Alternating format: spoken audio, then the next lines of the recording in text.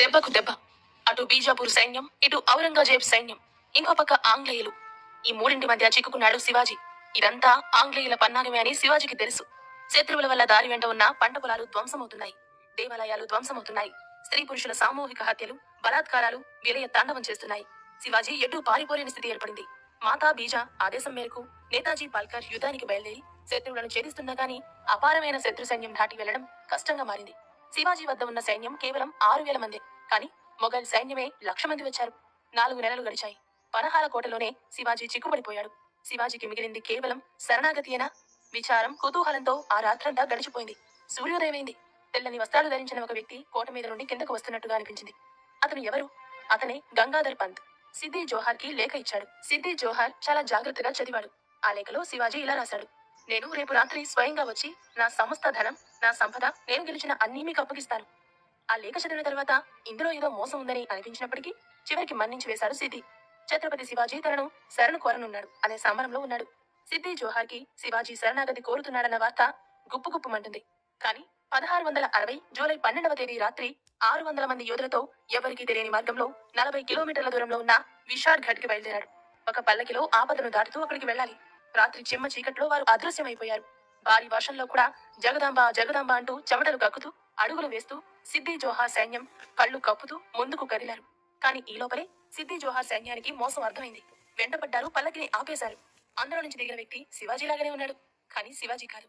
సిద్ది జోహార్ కి 1000 తేలు కుట్టినట్టయింది. అప్పటికి శివాజీ చాలా దూరం వెళ్ళిపోయాడు. ఇంతలోనే శివాజీ అనుచరుడు బాజీ ప్రభు సిద్ది జోహార్ సైన్యంతో యుద్ధానికి దిగాడు.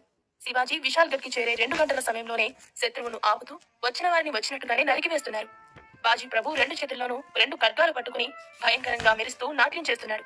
బాజీ ప్రభు దేహం రక్త సిక్తమైంది. ఇంతలోనే విశాల్ గఢ్ కి చేరుకుని శివాజీ ఫిరంగుల మూత వినిపించాడు. ఈలోపే శత్రువు ఖడ్గం బాజీ ప్రభుపై పడింది. ఆ రక్తంతో సూర్యుడికి రక్త తర్పణమైంది. ఆఖరి శ్వాస గాల్లో కలిసిపోయింది. బాజీ ప్రభు వీరమరణం తర్వాత అతని శవాన్ని తీసుకుని మావలీలు అడవిలో మాయమైపోయారు. స్వరాజ్య రక్షణ కోసం శివాజీకి ప్రాణ సామాన్యులైన సహచరులు అడుగడుగునా ఆహుతవుతూనే ఉన్నారు. అలా అవుతున్న కొద్దీ ప్రతిసారి మరణం కంటే ఎక్కువ వేదనని శివాజీ అనుభవిస్తున్నాడు. శివాజీ విశాల్ గఢ్ నుండి రాయ్ గఢ్ కి చేరుకున్నాడు. ఇంతలో మరో దుర్వార్త విన్నాడు.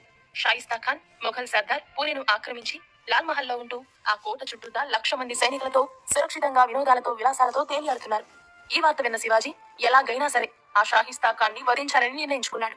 ఈ రోజు మొన్నటి వరకు శివాజీ జాగీరైన ఆ పూణే నగరం నేడు షాహిస్తా ఖాన్ 1,00,000 సైన్యంతో నిండిపోయింది.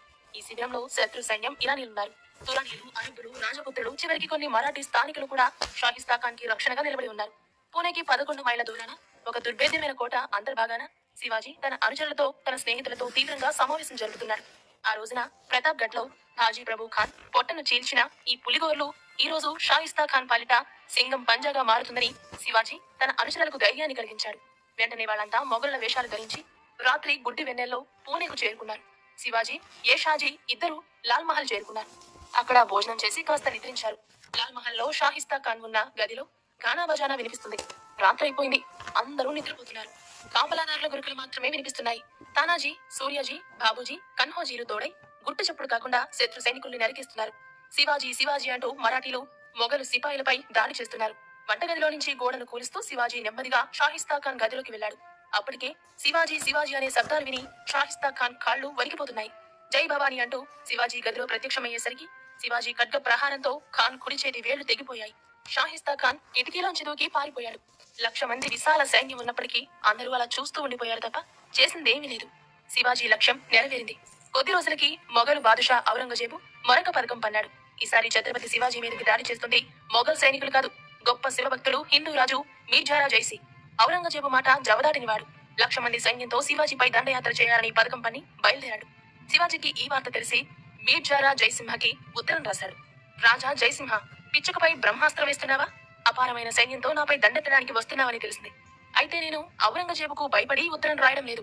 దేవాలయాలకి, గోవులకి, స్త్రీలకు రక్షణ లేకుండా పోతున్న ఈ దేశంలో వీటి రక్షణ కోసం నడుముగట్టిన నాపై ఒక తోటి వీరుడపై ఉండి కూడా అడ్డుకుంటావా? ఇది ధర్మమేనా? ఒక్కసారి ఆలోచించు అన్నాడు. ఆ లేఖను చదివిన తర్వాత జయసింహుడు ఏం జవాబు కోసం ఎదురు చూస్తున్నాడు. జయసింహుడు ఏమంటున్నాడంటే, 100 కొద్దీ జయసింహులు, 1000 కొద్దీ శివాజీలు ఏకమైనా సరే మొఘలు ప్రభావాన్ని అడ్డుకోలేరు.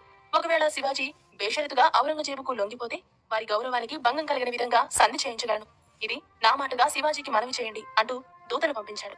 కానీ ఈ లోపలే శివాజీ తానే స్వయంగా సంప్రదింపులకు ఎటువంటి ఆయుధాలు లేకుండా జయసింహుడి శిబిరానికి వచ్చాడు. మొఘలు బాదుషా ఔరంగజేబును కలవాలని శివాజీ నిర్ణయించుకున్నాడు. 1660 సంవత్సరం మే 12వ తేదీ మిట్ట మధ్యాహ్నం ఆగ్రా వీధుల్లో ఛత్రపతి శివాజీ ఊరేగింపుగా బయలుదేరుతూ ఉంటే రాజా శివాజీకి జై, రాజా శివాజీకి జై అంటూ ప్రజలు నినాదాలిస్తున్నారు. ఏనుగు పైన ఉన్న కాషాయ ధ్వజం అందరినీ ఆకర్షిస్తుంది. రాజ దర్బార్లో ప్రవేశించాడు శివాజీ. కానీ శివాజీకి మర్యాద లభించలేదు. ఔరంగజేబు అసలు పట్టించుకున్నట్లుగానే వ్యవహరించాడు. శివాజీ గట్టిగా కేక వేశాడు. నేను స్వతంత్రుడిని, నేను స్వరాజ్యానికి ప్రభువుని. ఈ బాదుషాతో సమస్తాయి కలవాడివి. నన్ను సమానంగా గౌరవిస్తానని హామీ ఇస్తేనే నేను ఇక్కడికి వచ్చాను. ఎంత అవమానం అంటూ క్రోధంగా వికటంతో నవ్వుతూ శివాజీ దర్బార్ నుండి వెళ్లిపోయాడు. శివాజీ చూపిన అద్భుత ధైర్యం, అపూర్వ సాహసం చూసి అందరూ ఆశ్చర్యానికి లోనై ఔరంగజేబు ఈయనకు ఏం శిక్ష విధిస్తాడోనని భయపడిపోతున్నారు. శివాజీ ఖండాన్ని ఛేదించడానికి ఎంత కుట్ర పన్నారో ఇప్పుడు అర్థమవుతుంది. ఇక్కడ తెగే ఒక్కొక్క తలకి లక్షలాది మొఘల సైనికుల తలలు వేలు వేలు రాలుతాయి. హర హర మహాదేవ్, జై భవానీ అంటూ దర్బారు దద్దరిల్లి నినాదాలు చేశాడు శివాజీ. శివాజీ ఆగ్రాలో విడిది చేసిన గృహంలోనే బందీ అయిపోయాడు. అక్కడే శివాజీని ఎలా మట్టు పెట్టాలని ఔరంగజేబు ఆలోచిస్తున్నాడు. గృహ నిర్బంధంలో ఉన్న శివాజీ పూలు పళ్ల బుట్టలో దాక్కుని సుదూర ప్రాంతానికి వెళ్లి అక్కడి నుండి పారిపోయాడు ఛత్రపతి శివాజీ. తప్పించుకుపోయాడన్న మాట విని ఔరంగజేబు ముఖం క్రోధంతో ఎరిపెక్కింది. ఏడో రేపో పీక నులిమేయాలనుకున్న పిట్ట కాస్త తుర్రుమందే అంటూ తల్లడిల్లిపోయాడు.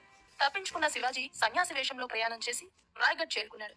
సహ్యాది పర్వతాలపై చేరువారే కోటలన్నిటిపైన స్వరాజ్య పథకాలు ఎగురుతూ ఉంటే, అలా కనపడుతూ ఉంటే అమ్మ బీజాను కలిసి పాదాభివందనం చేశాడు. అమ్మ పాచికలు చేతిలో పట్టి చదరంగమాడమని చెప్పింది. ఆ చదరంగంలో శివాజీ ఓడిపోయాడు. అమ్మా, నేను ఓడిపోయానమ్మా, నువ్వు గెలిచావు, నీకేం కావాలో కోరుకో అమ్మా అన్నాడు. నాకు సింహగఢ్ కోట కావాలి అని కోరుకుంది. వెంటనే శివాజీ ఆదేశించాడు. తానాజీ మల్సూరి నేతృత్వంలో ఉదయబాలుడు పరిపాలిస్తున్న సింహగఢ్ కోటపై దాడి జరిగింది. 80 ఏళ్ల వృద్ధాప్యంలో కూడా తానాజీ 25 ఏళ్ల వయసు వాడి వరే కత్తితో పోరు సల్పుతూ ఉదయబాలుడి కత్తి తానాజీ గుండెల్లో దిగుతున్న సమయంలోనే తానాజీ కత్తితో ఉదయబాలుడి తలని కోసేశాడు. విజయం తానాజీకి కనిపించింది. సింహగఢ్ వచ్చింది, కానీ సింహం మాత్రం పోయిందంటూ శివాజీ తానాజీ శౌర్యాన్ని అభినందించాడు. కానీ యుద్ధాలు చేసి చేసి శివాజీ అలసిపోయాడు. నమ్మకస్తులైన ఒక్కొక్క అనుచరుడు తమ ప్రాణాలు కోల్పోతుంటే గుండె బరువైపోతుంది. శివాజీకి వైరాగ్యం కలిగి ధ్యానంలో మునిగిపోయాడు. నిద్రాహారాలు మానివేశాడు. శివాజీ సమర్థ రామదాసు ఆశ్రమానికి చేరుకున్నాడు. స్వామికి ప్రణమిల్లాడు. వెంటనే స్వామి సమర్థ రామదాసు గురుదక్షిణ అడిగాడు. చాలా ఆనందంతో భక్తితో శివాజీ తన రక్త ఖచ్చిత తలపాగను స్వామి ముందుంచి ధన్యుడిని స్వామి అంటూ సంబరపడిపోయాడు. తమ అనుగ్రహం వల్లే ఈ దాసుడు సాధించిన రాజ్యమంతా తమకే దక్షిణగా సమర్పిస్తున్నాను. ఈ రోజు నుంచి మీ కాళ్ల వద్దనే మీ సన్నిధిలోనే ఉంటాను అని చెప్పాడు. దానికి సమర్థ రామదాసు అన్నాడు, సర్వం నాకే సమర్పించి నువ్వు బికారి అయిపోయావు. అయ్యా శివాజీ, ఎంత స్వార్థపరుడివి. నీ మీద ఆశలు పెట్టుకున్న కోట్లాది మంది ప్రజల ఆశల్ని ధ్వంసం చేస్తావా? నేను నీకు తిరిగి ఈ రాజ్యాన్ని ఇస్తున్నాను.